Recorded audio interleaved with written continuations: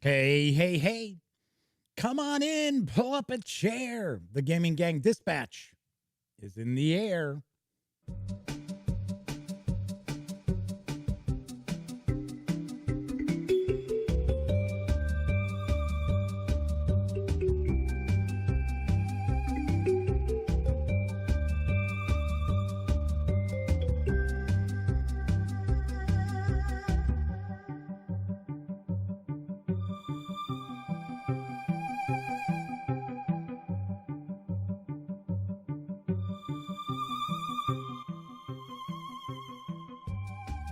Howdy, howdy, howdy, gang. Welcome once again to the Duct Tape Studios. I'm Jeff McAleer, your host here at the Gaming Gang Dispatch, brought to you by thegaminggang.com, which I happen to be the grand poobah. Yes, I am the founder and editor-in-chief of the Gaming Gang. So welcome aboard. Tonight is Thursday, May 20th, 2021. A lot of 20s in there. This is live stream number 668. That's right. So if this is your first time visiting me, let me point out the show normally will have the first half occupied by me sharing the latest in tabletop gaming news. And then the second half usually has me taking a peek at a tabletop game. So it might be a board game, role-playing game, miniatures, rules. If it's going on the tabletop, we are probably talking about it, trying to take a look at it. So tonight, I am going to take a first look and page through Mutant Crawl Classics from Goodman Games. I had recently reviewed Dungeon Crawl Classics, gave it a 10 out of 10. I like it that much. I know some people are like, oh, I can't believe you gave it that score. I think it's really well done. For what it sets out to do, I think it accomplished it perfectly. Maybe not necessarily going to be everybody's fantasy role-play game of choice, but still. Anyway, so we are going to take a look at Mutant Crawl Classics, a much more recent role-playing game from Goodman Games as well. Do you want to mention, if you like this video, by all means, please give it a quick thumbs up. Subscribe to the Gaming Gang channel if you haven't already, and if you do subscribe, ding that bell. It'll not only let you know when the Dispatch airs live Monday through Thursday nights right here on YouTube, it'll also tell you when I upload other videos, such as my review of Call of Cthulhu, Reign of Terror.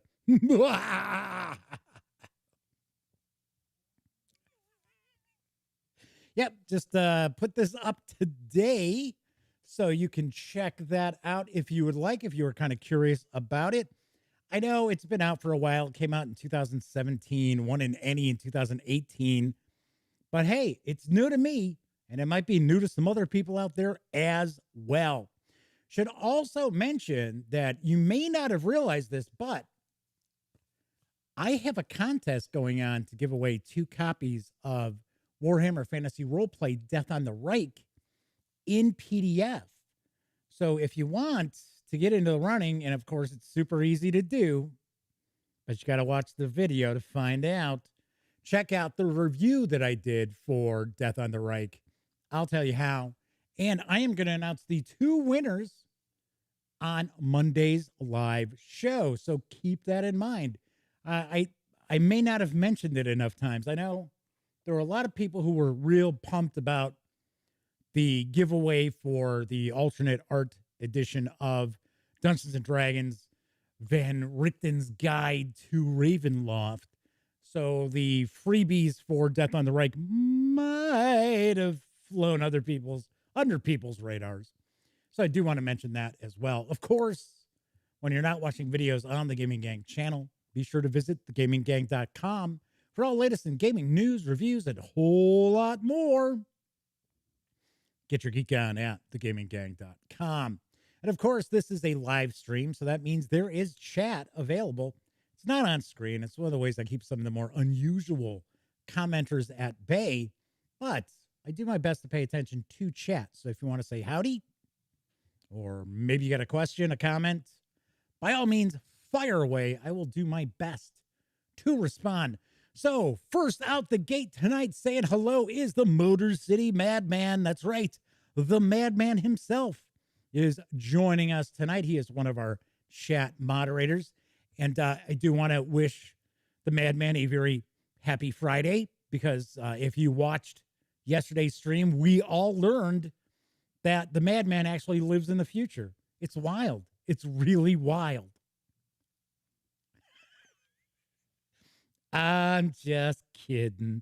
That'll be it. I'm not going to make a running joke out of that. I'm just kidding around. So otherwise, the Madman's going to drop the ban hammer on me.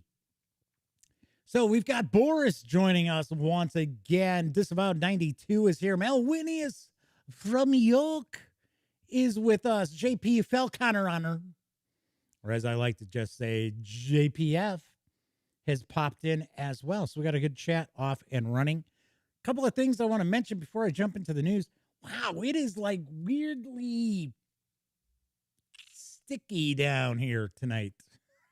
It's like, what is going on? It's like, I'm not like all sweaty. It's just sort of like, bleh. It's not that humid. And it tends to be cooler down in the duct tape studios than in most parts of North America. So yeah, it's kind of weird. It's usually not like this, but I don't know. What can I tell you? Hey, we might see another visit from Smokey tonight because she's down here with me. She's zonked out right now, but there's no telling. She might just pop on up on the table again. You never know. You never know. So we'll keep our fingers crossed. Maybe she'll pop up. Damn, it's like I have like a little cat hair or something on the side of my nose. It's like, get out of here. So the Madman says, it's all good. He'd feel unwelcome if he wasn't harassed. We don't harass anybody on the stream. Come on, Madman, you know that. So Zipperon Disney has joined us tonight. I am going to have a bit of a news piece that involves Zipperon Disney in just a little bit. But the other thing I want to mention before we jump into the news is we've been kind of discussing this a little bit during the streams, that if you like the show, if you like the channel, if you like the gaminggang.com, by all means, of course, we already talked about thumbing up the videos, but also leave a comment on the videos because that will also help as far as getting the shows and, of course, the reviews and everything else out in front of more people. So did mention that. I'll mention that again towards the end of the show as well. So let's jump on into the news because I've got an eclectic mix tonight. So arriving this month is a new expansion for Teotihuacan. I think that's how it's pronounced. Here's the details from Board and Dice. Teotihuacan is expanding into an empire. The city is growing beyond its old borders. Military expeditions project its influence all the way to the Yucatan Peninsula. Fighting men become settlers. New resources are discovered, and the wealth brought by obsidian draws in new discoveries. Teotihuacan? Maybe. I think so. Expansion period is a modular expansion.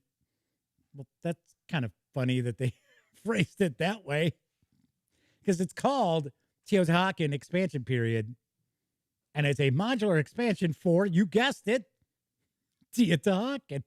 That's what it says. It introduces several new options to enrich and expand the game experience. There's obsidian, a new wild resource in the game, more powerful than others, used for special actions in other modules, as well as for faster gameplay, added onto the new resource collection action boards. There's the Mansion. A new action board is added to the game to replace the Palace board, providing new options to climb temples and power up your workers. There's altars and shamans. This module adds a whole new dimension to the game.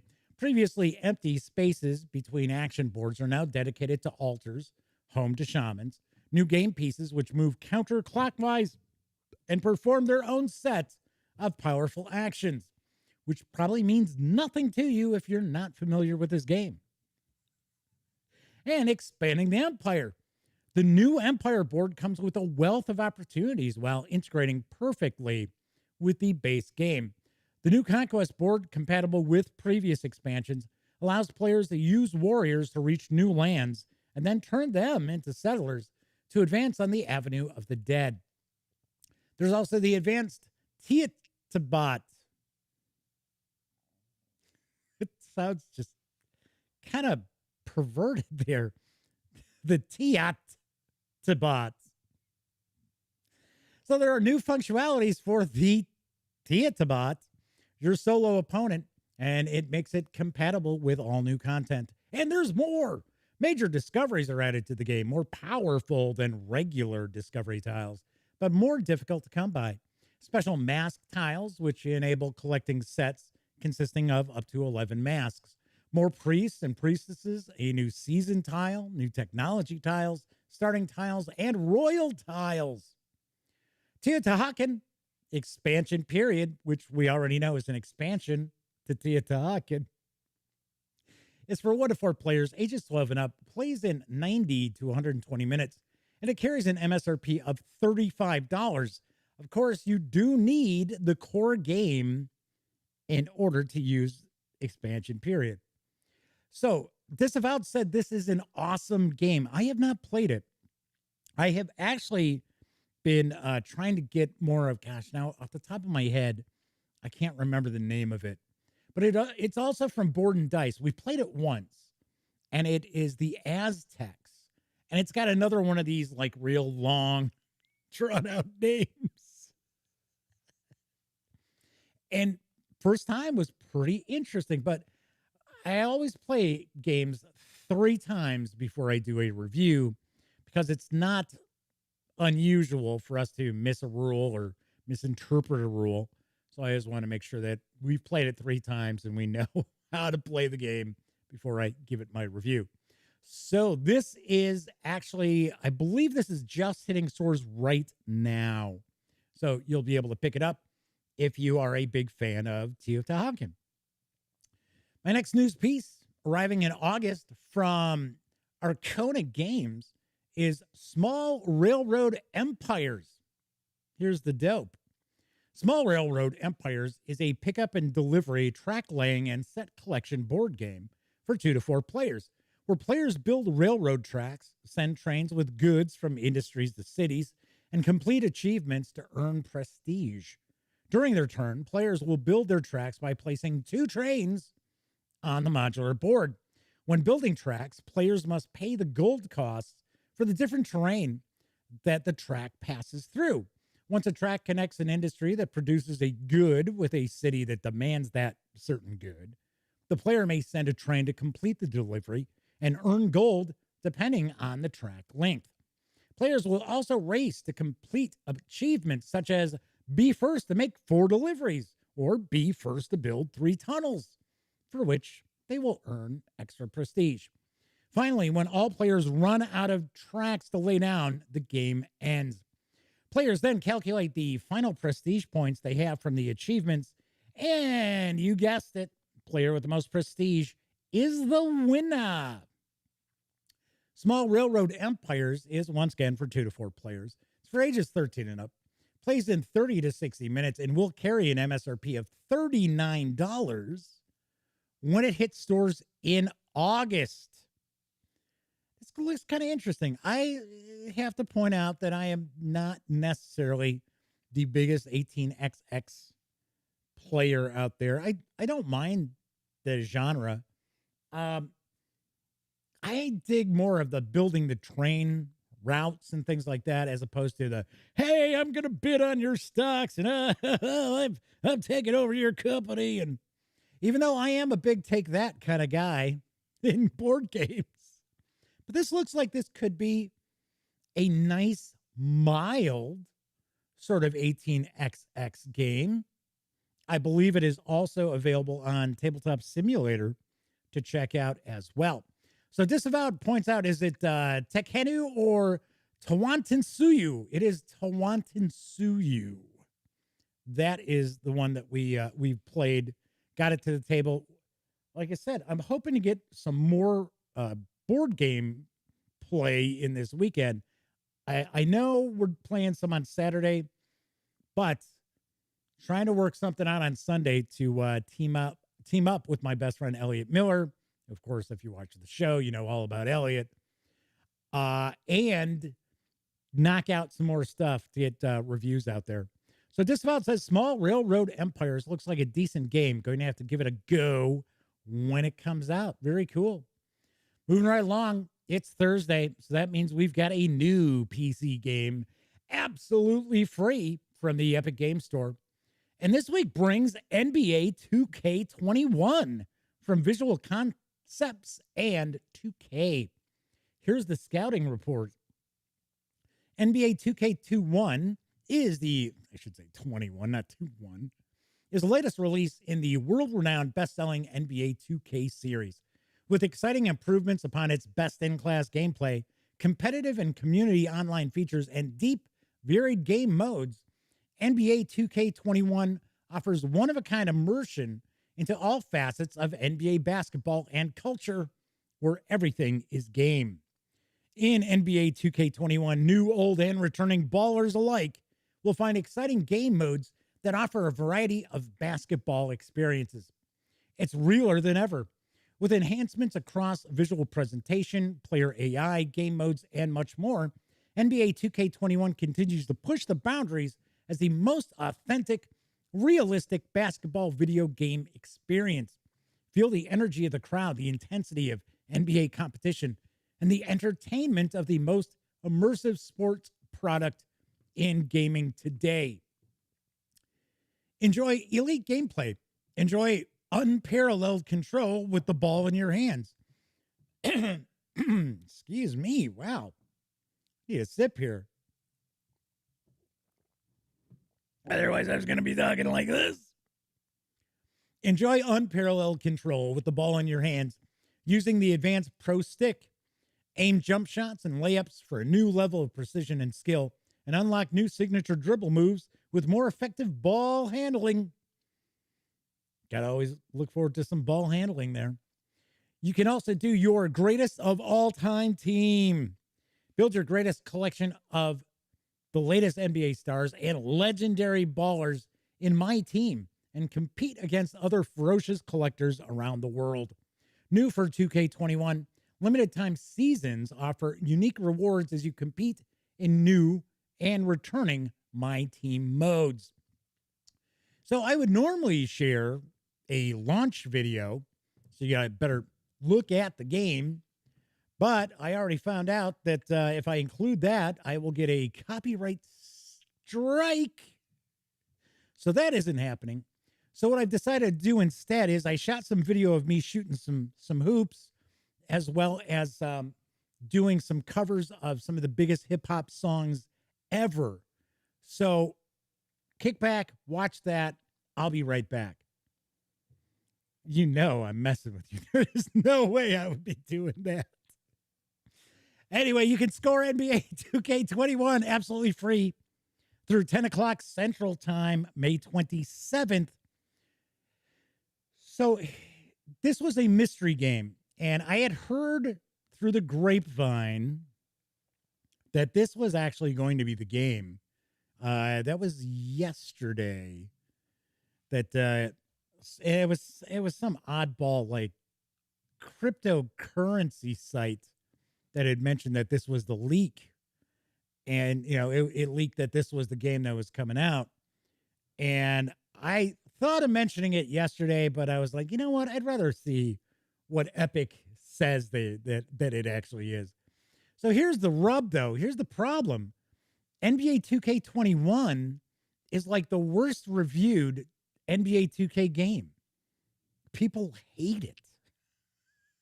So I don't know. Now, supposedly, I think today there was some big patch that was also coming out. So here's what I look at. For one, it's free. So come on. And in the past, NBA 2K has been a really good game. I've only played a couple of the series, but really enjoyed them.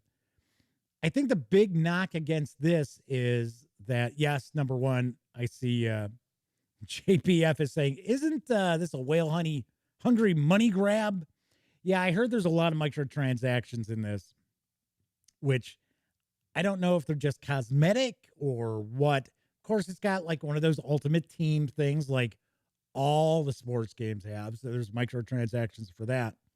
But I was going to say the thing that's probably going for NBA 2K21 is if you haven't played this before, or if you haven't played in the past few years, it's all good. Because I saw somebody, I think it was over, it's funny because I always look at Steam to see what people are saying about the games that are being given away for free over at Epic Games. And I think one of the biggest complaints people were saying was it didn't feel like a brand new game. It felt like it was a patch upgrade. But then, like I said, if you haven't played this game before or haven't in the past few years, like me, it's probably pretty good, especially since it's absolutely free. All right. So Boris says, I quit buying video games. The PS5 one game is over $800. Yowza. Yeah, I had the PlayStation 4. So, and then I ended up giving that to my nephew Cameron because it got to the point where it's kind of like, eh. So JPF was talking about Imperium Classics yesterday. I know JPF had commented on the video from yesterday as well that it was not a Kickstarter that he had backed. He had actually pre-ordered Imperium Classics and Imperium Legends. So very cool. Doug Roberts is with us tonight. There's no strikes in basketball. There's no crying in baseball. All right, let's talk a little role-playing game news because there is a new source book that's arrived for Vampire the Masquerade. Here's a scoop on Children of Blood. Do you know who considers faith among the dead a trivial concept, or worse, a new one? Dullards and con artists. These vampires want you to believe that religion is a new phenomenon among kindred. They want you to believe only vampires on the periphery subscribe to the worship of higher powers or seek a greater cause. They want you to believe this because they want you to feel alone, without purpose, and disconnected from our true spiritual, no, God-given heritage and destinies. They'll make you feel this way, and then they'll be your friend, your only confidant, and then they'll have one hand in your pocket while the other measures your rib cage for the steak. Do not trust these people. Trust us. Trust me. I didn't survive for as long as I have through mundane means, through lack of conviction, or by fooling myself into believing there is nothing greater than myself in the world. Join me and I can show the truth. I can be your friend and your confidant. There may be sacrifices along the way, but I promise it will lead to your enlightenment.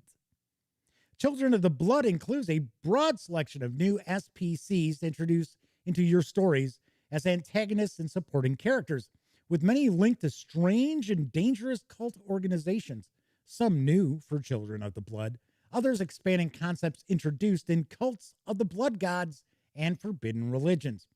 There's ready-made characters for players along with coteries for them to form, allowing you to take material from this book and immediately play with it. There's new bloodlines, lore sheets, merits, and flaws, all available to help expand your playable options in a chronicle of Vampire the Masquerade. This 108-page book is available through DriveThruRPG as a premium hardcover for $34.99 or in PDF for $14.99. A little surprised this price is as high as it is. It's a 108-page book, $35 for a hardcover? I don't know. I have to point out, though, it's a good thing for Vampire the Masquerade fans that Onyx Path Publishing is still cranking out vampire stuff because you're not seeing it from anybody else. Certainly aren't seeing it from, who did it go to now? Trying to remember. Is it Modifius who's doing it now, or was that who originally had it? I think it's Modifius who's got it now because of the big problems that Paradox Interactive had. Yes, World of Darkness is a pretty bizarre kind of bizarre genre. Hey, I don't knock people. They enjoy it. That's cool. That's fine. It's all good. I'm sharing news about it. All right, my final news piece. There is a 5e D&D supplement that's benefiting a very worthy cause. It's available in PDF.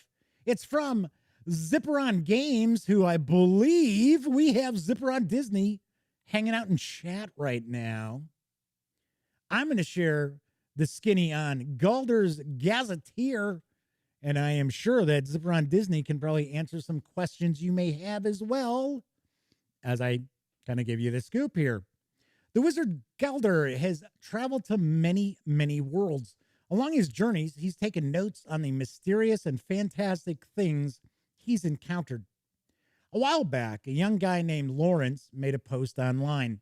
Lawrence shared that he had a rare form of cancer and only had weeks to live. He wanted something to be remembered by and asked if there was any way his character could be added to the game's lore. With kindness, the whole group of the community got together and, while they couldn't make it official, they said they would be honored to include his character as an NPC in their home games to exist in their worlds, to keep living in their stories. But this book goes a step further. Galder's Gazetteer describes his journeys through all these worlds.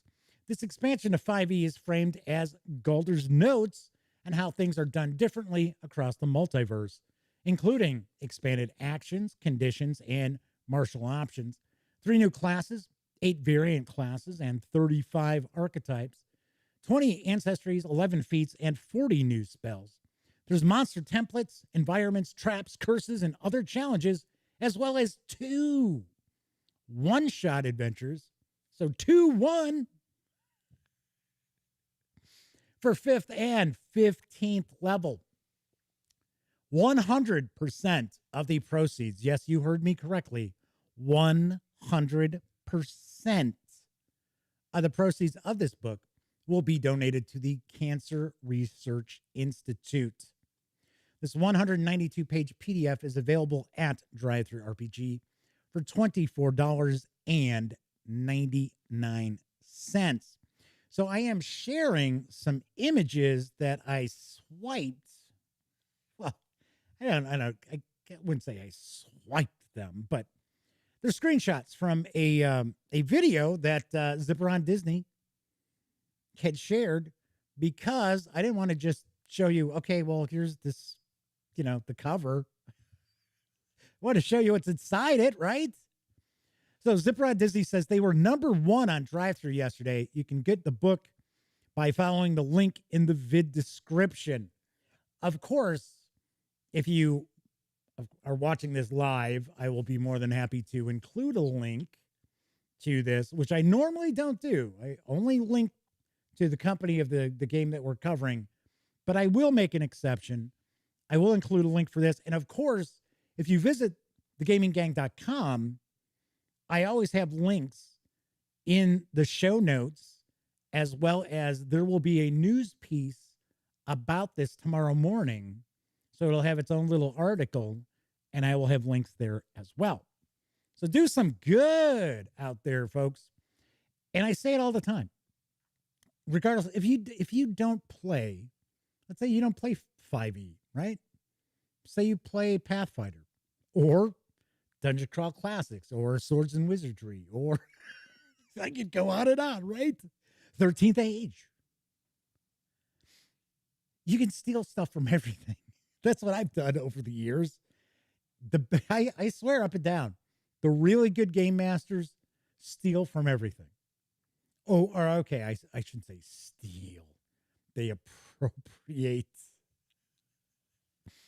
Or yeah, it's an homage, right? Oh, I'm using these rule mechanics because it's an homage to this other game. All right. So the madman says, nice. I really need to pick this up. Great cause. Wife and mom are both dealing with cancer right now. Wow. Prognosis is great for both. Good. Good to hear that. I started to go, oh, wow, man, that's horrible. But good to hear the prognosis is good. Excellent. Disavow says they borrow. That's right. We borrow from other systems and adventures and stuff like that. You have to. If I don't know, I consider myself to be a pretty good game master, and I read stuff all the time that it's like, I don't run XYZ game, but that adventure looks kind of interesting, and then there'll be something that maybe I run across. I go, ooh, kind of like that. I could tweak that.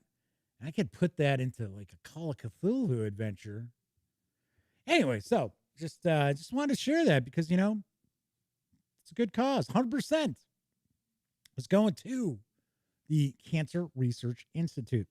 So I always talk about how when we're talking about Drive-Thru RPG, that the Gaming Gang, thus the Dispatch, are affiliated with the One Bookshelf sites. So if you are going to go swing by Drive-Thru RPG, by all means, stop by thegaminggang.com first, click on one of our banner ads. That way, if you happen to make a purchase, I get a little portion of that sale. And all those nickels, dimes, and quarters really do help keep the Gaming Gang around. All right, for some reason, I swear, for one, Smokey was on this table earlier. Giving her a look over. She's snoozing. But I know because I came down, she was on the table. But I cover the table up to try to keep, the cat hair and stuff off of this. So, all right, come on. What the heck? There we go. So, Zipperon says, hit me up and I'll send you a full copy to review. Personally, I don't review PDFs. I'm more than happy to grab a copy for review. I have to send that to Sammy Uhas, who is one of my correspondents. She does PDF reviews, and she's kind of backed up, but I'd be more than happy to send that along for her to take a peek at. I only do reviews of physical books. So anyway, so Zipperon Disney, thank you very much for hanging out. I'm not throwing you out by any stretch of the imagination. You can hang. If anybody has any more questions about Galder's Gazetteer, by all means, feel free to ask. It was funny as I was reading it, and of course I'm probably mispronouncing the character's name, but I thought, hey, if you were running 5e and you really want to, keep this young man's character alive, change the name to Galder's Gate, right?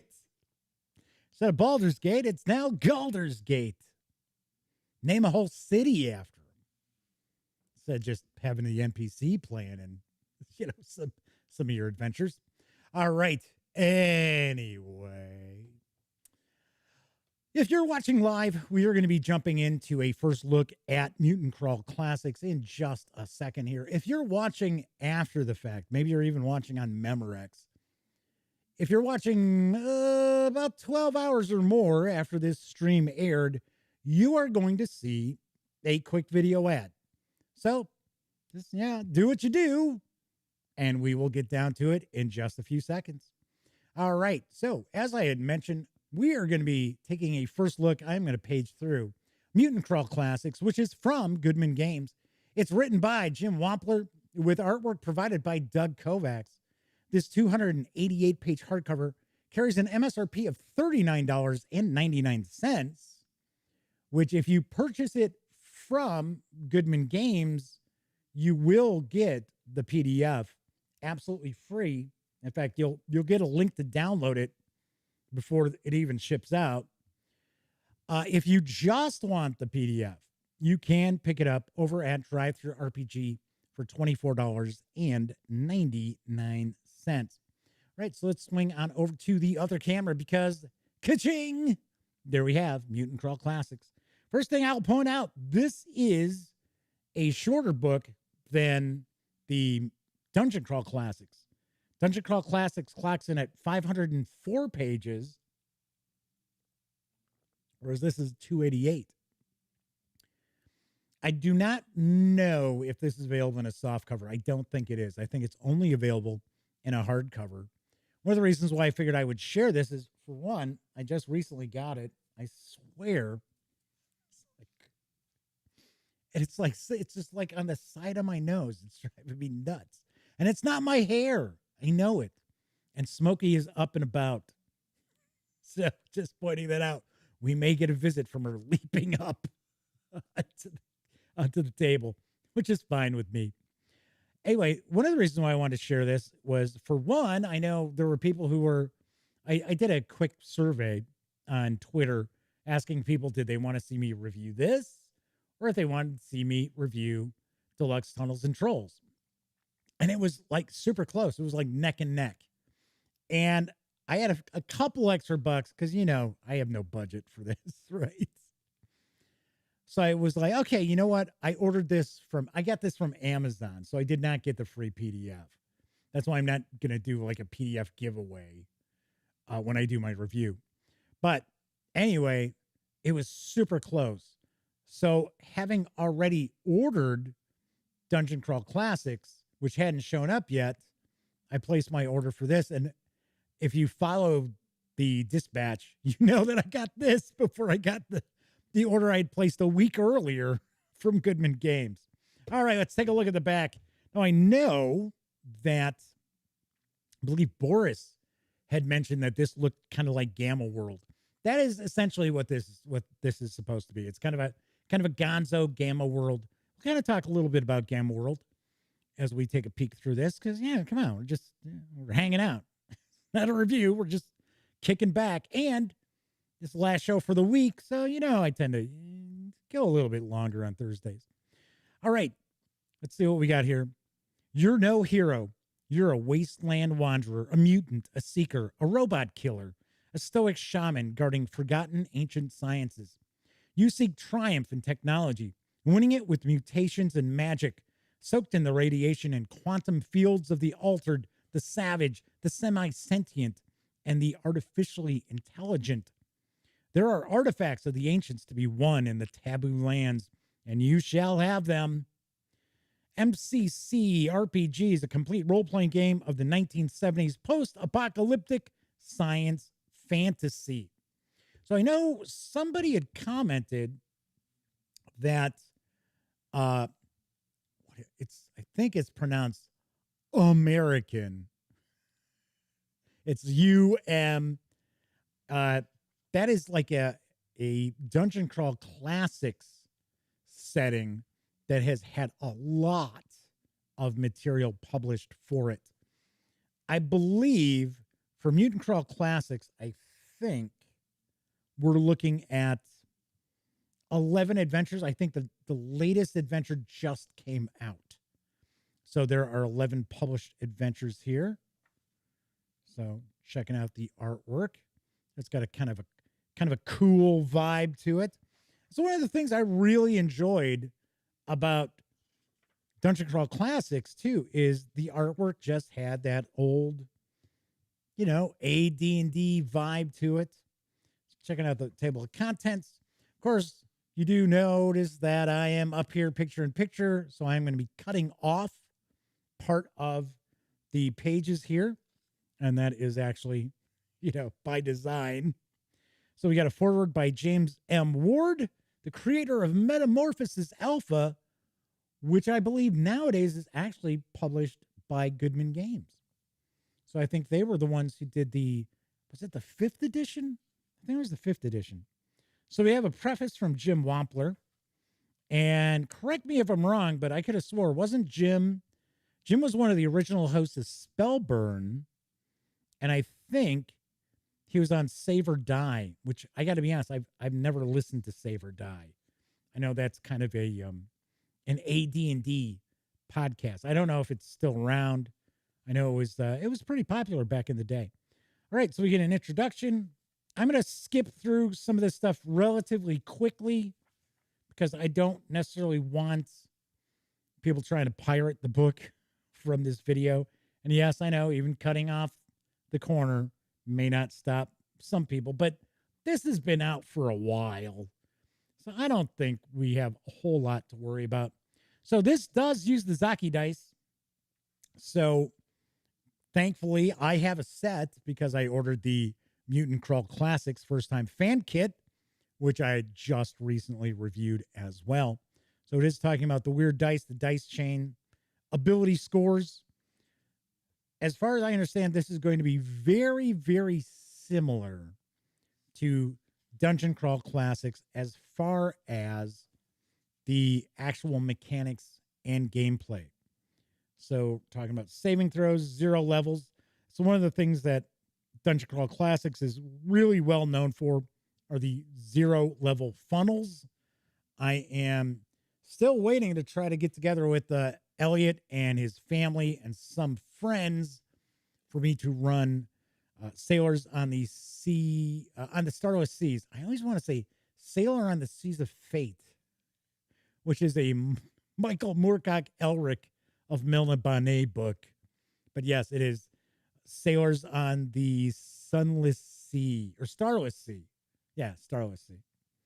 It's funny. I'm going to run the adventure and I can't remember the damn title of it.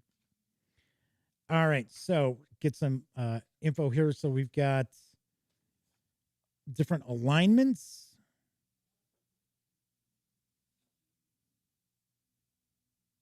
So it's different than Dungeon Crawl Classics.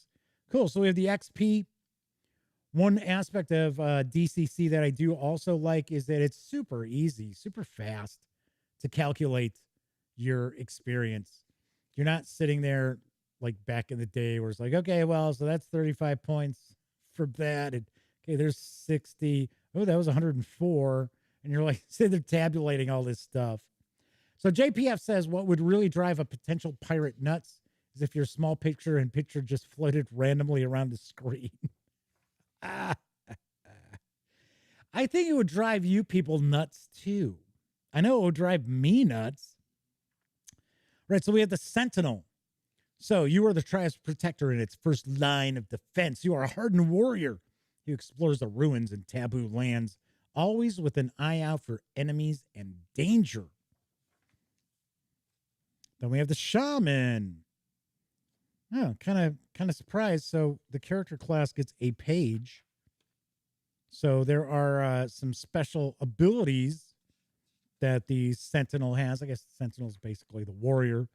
The Shaman is probably, well, let's see. You among all your fellow seekers have the trained capacity to memorize enormous amounts of information and data with precision and detail. Take a guess that maybe these are,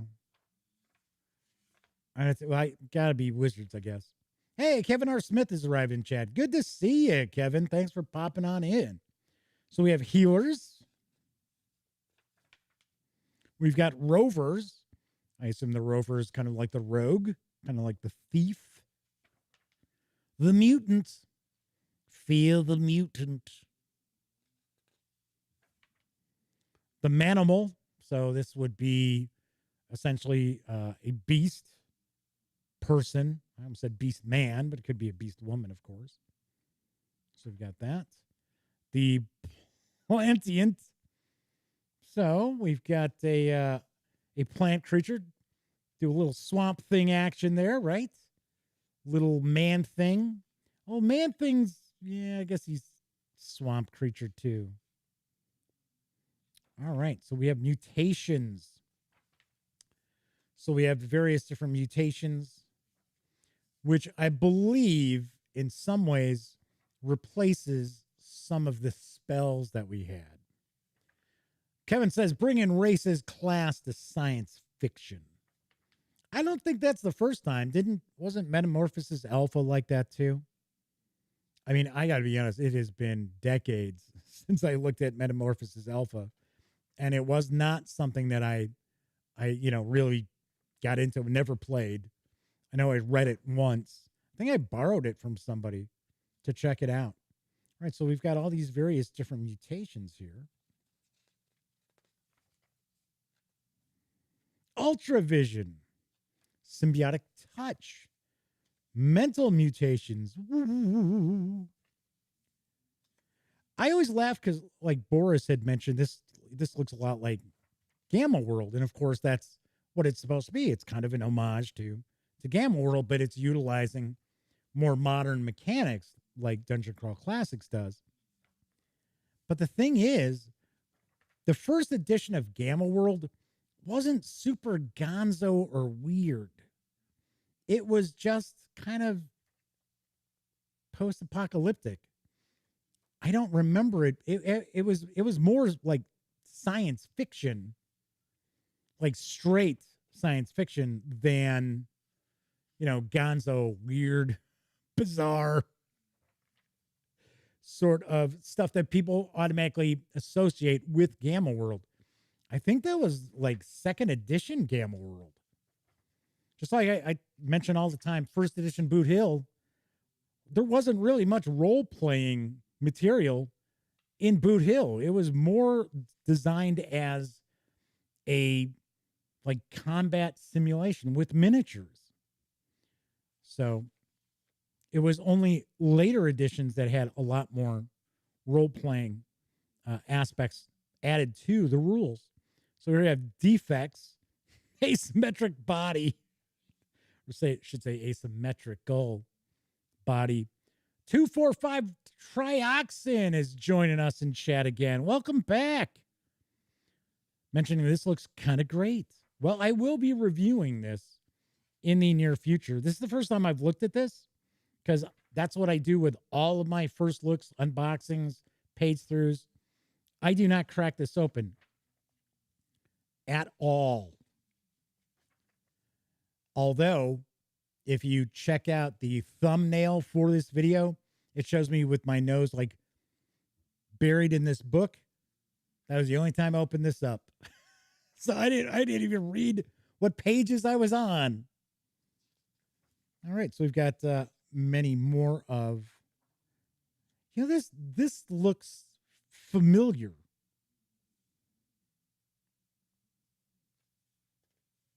You know what it reminds me of? And I know this is coming out completely out of left field. There was an independent comic, small publisher, and it was Zen. And he was sort of like this alien ninja. Kind of looked like that, but I don't remember like the antennae. Okay, physical mega mutations. Gene splice, merge, phase shift, xenomorph, mental mega mutations, life force drain, meditative state. Well, there's one of the manimals.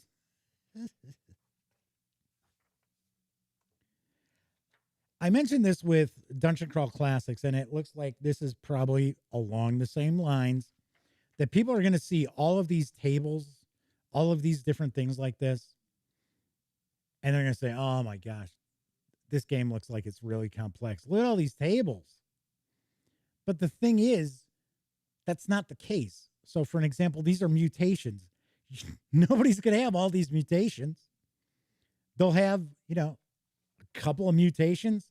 So all you got to do, this is what I was explaining to somebody offline about Dungeon Crawl Classics, because they had said the same thing. They said, in your review, you had said that, this is actually a really simple system. It just looks like it's much more complex. And they said they didn't think that was true. And I said, look at it. I said, the vast majority of the page count for Dungeon Crawl Classics is devoted to spells. I said, no one's going to have all those spells. I said, plus you've got some apps out there like Purple Sorcerer. I said, worst comes to worst, you print off the spells that your player characters know and give them the spells. It's not that complex. All right, so now we're going to get into actual combat.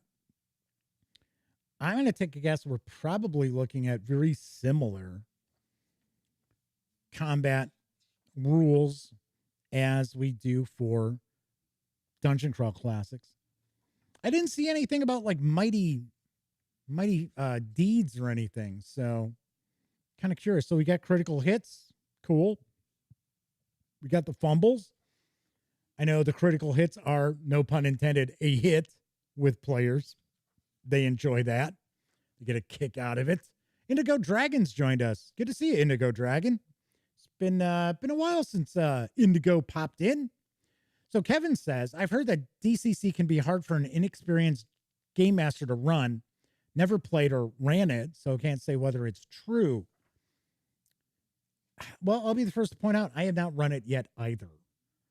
But I will make my recommendation like I do with every single role-playing game out there. It doesn't matter if it's Dungeon Crawl Classics or 5e or Traveler or Call of Cthulhu or what as a game master. And I know it's been a while since I did one of my "So you want to be a game master" videos, but in my opinion, have an idea about the rules. You do not need to know the rules inside and out.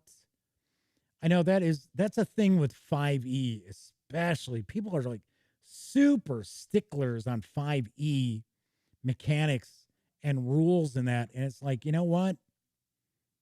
Don't. And I think part of the reason is because 5th edition is just so enmeshed in the players and creating their characters and crafting their backgrounds and making them so super unique.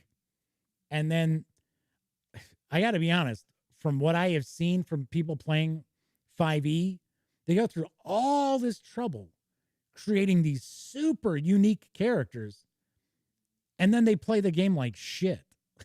It's like, what was the point? It's like they don't even try to role play. It's like, oh yeah, I'll make a perception roll. I want to make a perception roll. Yeah, I'm going to make a persuasion roll. Yeah, how about telling me what you're doing? How about role playing? This is a role playing game. How about you tell me what you're doing to bring on that perception roll? Are you opening your eyes?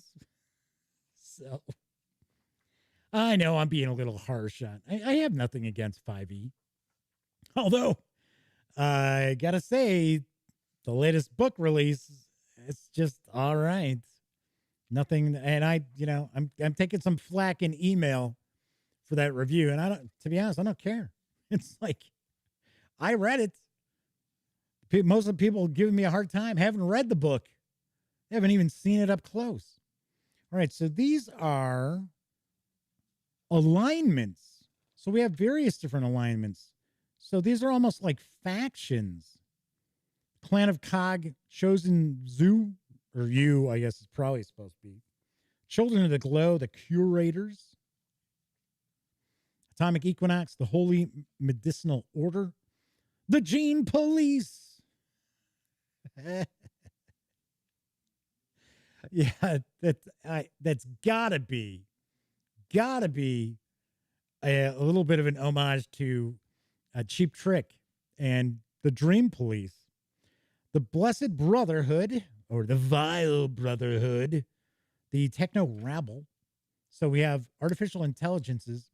I think the artificial intelligences are kind of like the patrons in this. If you are familiar with yet another cool thing, in my opinion, about Dungeon Crawl Classics is the patrons. I think these AIs are can be used as the patrons. Use them as personal assistants. So we had androids, we got robots, warbots. See, now, this has all different artists. And the credits I saw for artists was Doug Kovacs. So it's like, I know this isn't all Doug Kovacs' work. We'll take a look. We'll flip to the front again as I wrap this up. So chapter 7, Artifacts of the Ancient Ones. So essentially, various different technology. So Indigo Dragon says, I'm not being harsh. I'm just telling it like it is. Yeah, because that's kind of what I do. So we've got all the various different weapons. We're going to have all different kind of gear.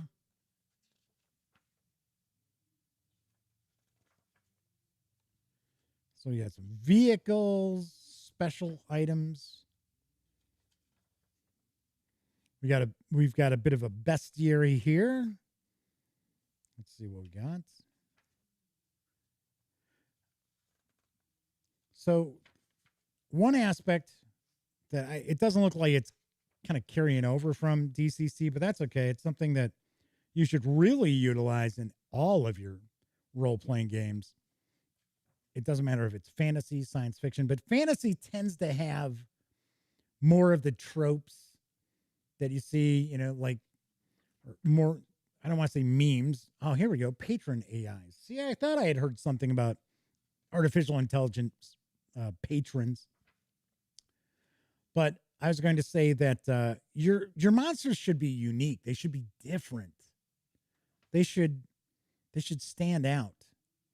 And that's one of the aspects of some of the more popular role-playing games is that, the players all have sat and they've studied the monster manuals and things like that. So there's really no surprise. So, like your first level, it's like, yes, we're going to fight some giant rats. We're going to fight some goblins, kobolds, something along those lines. Maybe there's going to be like a hobgoblin who's going to be like our big bad we have to take out. Doug Roberts says sometimes they feel their intelligence is artificial. In fact, most of the time. All right, so these are some of the different patrons here, which I have to admit I think is cool in Dungeon Crawl Classics, but I think they didn't include enough of them in the rule book that there are only a handful of patrons. That's kind of wild. Hexacoda. So is this an adventure? Oh, no, it's another patron. Because I just saw the patron bond. The Madman says, that's why I like to throw in monsters from third-party resources. Or change them up. If your kobolds aren't... Because the funny thing is, kobolds used to be dog-like. A lot of people don't know that. A lot of people don't know that kobolds used to be kind of like dog-like creatures. They were still kind of short, right? They were still smaller. And they communicated with like barks and yips and things like that. And then suddenly, I don't know, was it second or third edition D&D? Suddenly they became draconic. And it was like, the reptilian. It's like, what? Why? What was wrong with the way they were?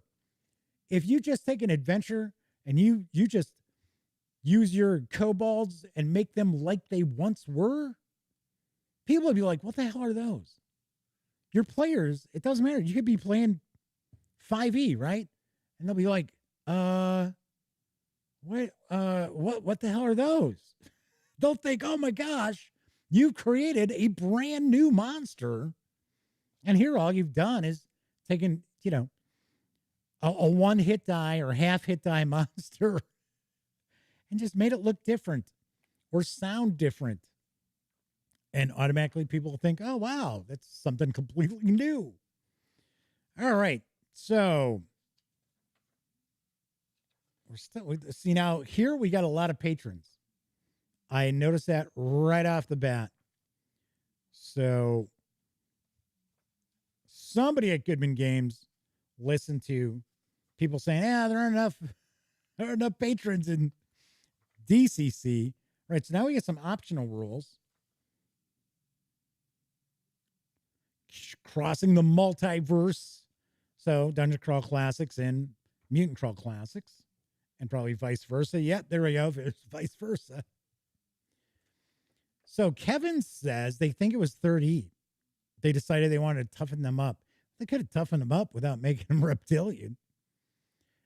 Or they might have been inspired by the 2E module Dragon Mountain, where the PCs go to the mountain to fight a dragon, spend most of the time getting their butts handed to them by kobolds. You know what? I think that is where that kind of started.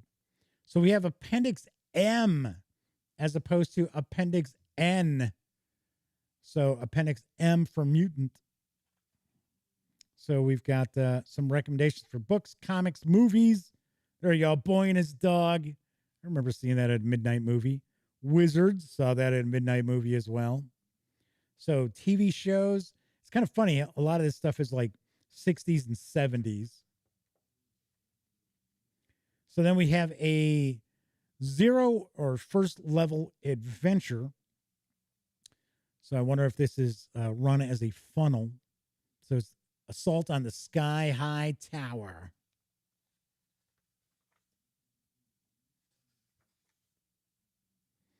There's a Doug Kovacs map. Indigo Dragon says, I like how 4E did monsters, where it had a few variant types of every monster. Made it harder for players to memorize all the monsters. Yeah, but there are a lot of other things about 4E that people disliked intensely. Well, I don't know. I got to be honest. I think I read the 4E rule books once, and that was it. And it was because I was actually staying at somebody's house who had them. And I was staying there, I think it was for the weekend. I just happened to be reading them at night. So, all right. So there we've got the adventure. Got some acknowledgments, our index. Got our, yeah, here we go. We've got some funnel character sheets here, which I'm pretty sure, I think you can go and pick up. I shouldn't say pick up. I think you can roll up Mutant Crawl Classics 0 level characters over on Purple Sorcerer, because I know you do the Dungeon Crawl Classics, and there's a ton of different options with that. All right, so here we show 9 adventures, but I know there's the 11th. The 11th just came out because I had a news piece about it. All right, so that is Mutant Crawl Classics from Goodman Games. I will have a review of this in the very near future. I'm going to start reading this tonight. Hopefully, maybe in the next week or so, we'll have that. So Doug had mentioned that something looked like the Lost in Space robot. I think it was one of the patrons there. And Boris says, I'm watching Lost in Space on Blu-ray. All right. Yes, the Netflix series is actually pretty good. I heard some people are like, oh, I don't like it. It's like, personally, it's, well, like the first season of Lost in Space where it's in black and white. It's all kind of serious. It's not goofy. In fact, the diabolical Dr. Zachary Smith is a Russian spy. But it's when they went to color that things started getting all oddball goofy. So, but yes, the first season's actually pretty decent. But the Netflix series, I think, is pretty good. I think it's compared to, the original series. And it's aimed at families. So I know some people are like, oh, there's not enough violence and stuff like that. It's like, yeah, but it's supposed to be a family show. It's like, come on. All right. So Nicholas said that he loves that back interior cover art. Show that off again. It's basically the front and back covers, just without the text. So what would be known in the comic industry as virgin covers, without any trade dress on it. All right. So that's it for this time out. Once again, if you like this video, by all means, please give it a quick thumbs up. Subscribe to the Gaming Gang channel if you haven't already. And if you do, ding that bell, because it'll not only let you know when the dispatch airs live, it'll also let you know when I upload other videos, such as my upcoming review of Jackals, the Bronze Age role-playing game from Osprey Games. It's done. It's in the can. It is uploaded. You'll probably be able to see it tomorrow. Haven't decided if I want to put it live tomorrow or Saturday. And next week, I have really no idea what I'm going to tackle outside of Monday's show. We are going to take a first look at Sheepy Time, which is coming from AEG. So Indigo Dragon says, Jackals is so good. I'm not saying anything. I'm not giving away what I'm saying in my review. Anyway, also, as I mentioned before, of course, give the video a thumbs up if you like the show.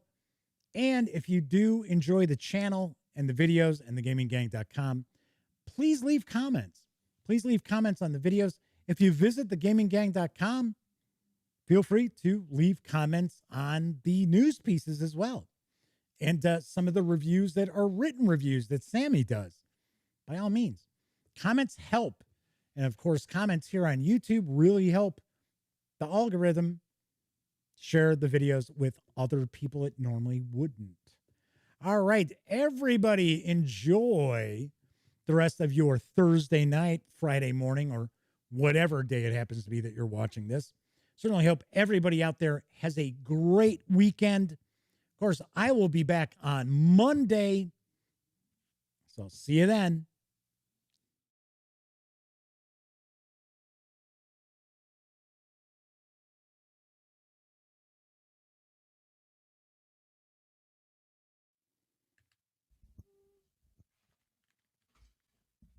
Oh, you're still here.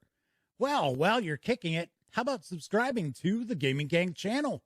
Or seeing the latest episode of the Gaming Gang Dispatch? Or finding out what YouTube recommends you check out here at my channel? And of course, don't forget, get your geek on at thegaminggang.com.